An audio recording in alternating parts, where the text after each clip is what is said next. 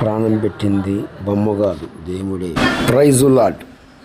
ప్రభువునందు దేవుని బిడ్డలారా, కొన్ని సందర్భాలలో కొన్ని పరిస్థితుల ద్వారా కొన్ని పాఠాలు నేర్పిస్తాడు.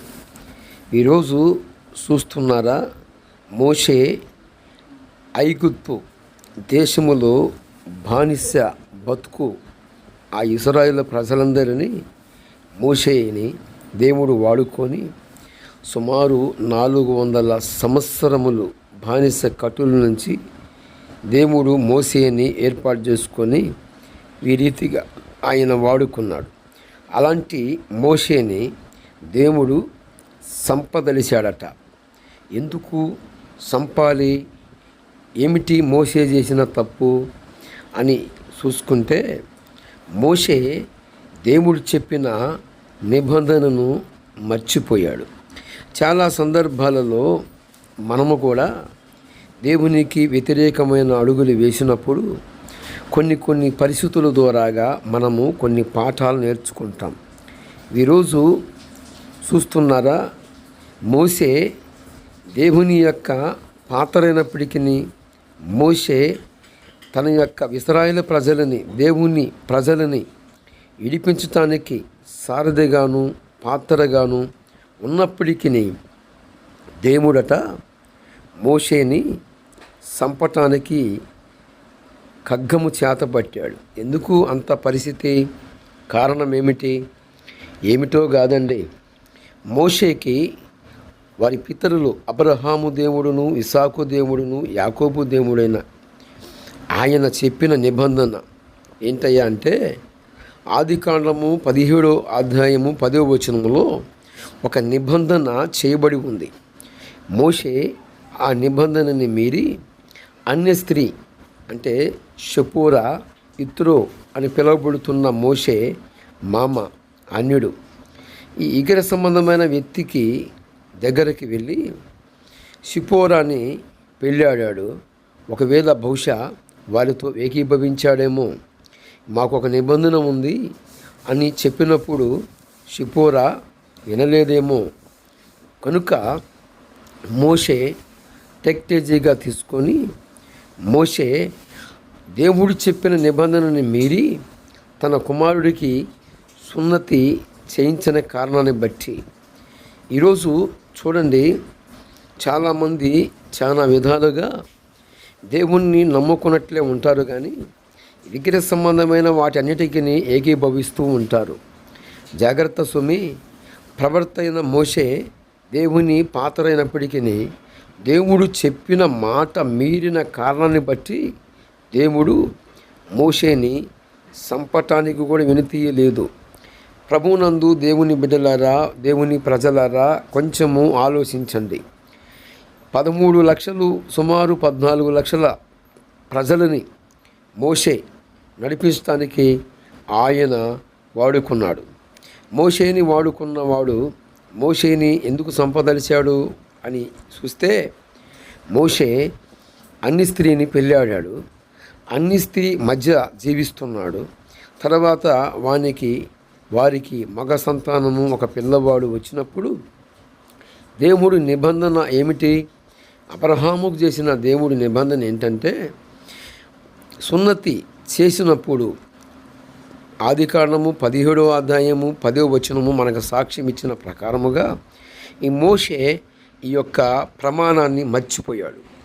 ఈ నిబంధనని మర్చిపోయి తన భార్యతో ఏకీభవిగాను దేవుడు చేసిన ఆ నిబంధనని మీరిన కారణాన్ని బట్టి మోషేని దేవుడు సంపటానికి చూశాడట. చాలామంది స్త్రీలు ఇక్కడ గమనించాలి, మోషే భార్య ఎంత తెలివిగా వ్యవహరించిందో ఇక్కడ చూస్తే, మోషేని సంపటానికి దూషణ కత్తి చేతపట్టాడు దేవుడు. వెంటనే షిపోరా ఏం చేసిందో తెలుసా? తన ఒక రాతిని తీసుకొని, ఆ రాయిని తీసుకొని తన యొక్క బిడ్డకి వెంటనే సున్నతి చేయించింది. వెంటనే నేను రక్త సముద్రిగా మార్చబడ్డాను అని కేక వేసింది. దూసిన కత్తి చేతబట్టిన దేవుడు మోషేని చంపకుండా వెళ్ళిపోయాడు. నిజముగా వాస్తవంగా దేవుడు మోషేని చంపుతాడా?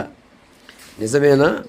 వాస్తవమేనా అంటే ఇక్కడ ఐగుప్తు దేశమునకు ప్రజలందరినీ నడిపిస్తానికి సిద్ధపరిచిన మోషే దేవుడు చెప్పిన ఆ ప్రమాణాలని, ఆ నిబంధనలని మర్చిపోయాడు. కనుక ఆ నిబంధనని మరలా గుర్తు చేయటానికి, అంటే దేవుని మాట ఎంత పవర్ఫుల్గా ఉంటుందో, ఎంత శక్తివంతమైనది అనేది ఇక్కడ మోషేకి పాఠాలు తెలియజేయాలని దేవుని యొక్క సంకల్పము. ఈ మాటల నిమిత్తమే మోషే భార్య తన భర్తకి ప్రాణగండము అనగా, దేవుడు చెప్పిన మాట నాకు చెప్పాడు, ఒకప్పుడు నేను మీరిపోయాను, ఇప్పుడు అదిగో చూసారా. మోషే భార్య తన యొక్క బిడ్డను తీసుకొని, ఒక రాతిని తీసుకొని వెంటనే సున్నతి చేసింది. తూసిన కత్తి చేత పట్టిన దేవుడు మోషేని చంపకుండా వెళ్ళిపోయాడు. ఇది నిజమంటారా? వాస్తవమంటారా?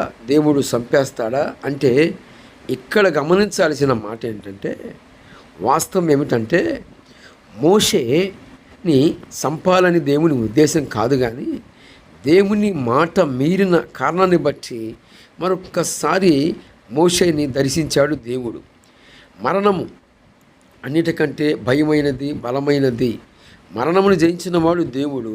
కానీ ఇక్కడ మోషే మర్చిపోయిన కారణాన్ని బట్టి ఇక ప్రతిష్ఠితమైన ఆ నిబంధనని మర్చిపోయాడు కనుక మోషే మరొక్కసారి గుర్తుకు తెచ్చుకోవాలని దేవుడు చెప్పిన ఆ ప్రమాణాన్ని తలపోసుకోవాలి. విగ్రహ సంబంధమైన వారితో రాజీ పడకూడదు. వారు దేవుణ్ణి కాని వారికే మొక్కుతున్నారు. కనుక గత కాలాలలో మన జీవితం ఎలాగో ఉంది, వారు ఎలాగైతే ఉన్నారో అలాగనే మన జీవితం ఉంది. కానీ ఈరోజు దేవుని చేత మోషే ఎలాగైతే అలాగా దేవుడు నిర్గమాకాండము 3వ అధ్యాయములో దేవుని యొక్క దర్శనం పొందినప్పుడు, దేవుడు పర్వతము తట్టు వెళ్ళినప్పుడు యెహోవా దేవుని దూత యెహోవా దేవుడే మాట్లాడాడు, మోషేకి దర్శనమిచ్చాడు. ఆయనని ఎందుకు చంపుతాడు కాదు, కానీ ఒక పాఠము నేర్పించాలని, తన ప్రజలకి ఒక నిబంధన గుర్తు పెట్టాలని. ఆ నిబంధన ఏమిటయ్యా అంటే, ఆనాడు సున్నతి ద్వారా దేవుని ప్రజలుగా మార్చబడ్డారు. ఈనాడు దేవుడు ఆశిస్తుంది ఏమిటంటే, ఆ కాలమున దేవుడు సూచిస్తున్నట్లుగా ఉండిన కానీ ఇప్పుడైతే అంతటందరూ మారు మనసు పొందాలని దేవుని ఆజ్ఞ బయలుదేరిందని అపొస్తలుల కార్యములు 17వ అధ్యాయము 30వ వచనములో మనము చూస్తాం. ఈరోజు దేవుడు పిలుస్తున్నాడు, ప్రేమైన నా భారతదేశ ప్రజలారా, మీరు దేవుణ్ణి కాకముందునే దేవతల దేవుని కాని వారిని బొమ్మలకి మొక్కుతూ ఉన్నారు. ఆ బొమ్మలు నీ ప్రాణమును రక్షించలేవు. ఎందుకంటే కనులుండి చూడలేవు, కాళ్ళుండి నడవలేవు, చెవులుండి వినలేవు. అవి మన ద్వారా చేయబడిన బొమ్మలు. కానీ నిన్ను చేసిన సృష్టికర్త ఉన్నాడు. ఆయన ఎవరో కాదు, ప్రభువు యేసు క్రీస్తు వారు. ఆయనే మానవ జాతి కోసము ఈ లోకానికి వచ్చాడు కనుకనే మనమందరము ఈ రోజున నరక శిక్ష నుంచి విడుదల పొందాం. కనుక గమనించి గుర్తించి, ఇకనైనా నా భారతదేశ ప్రజలారా, బొమ్మల ద్వారాగా మోక్షం లభించదు కానీ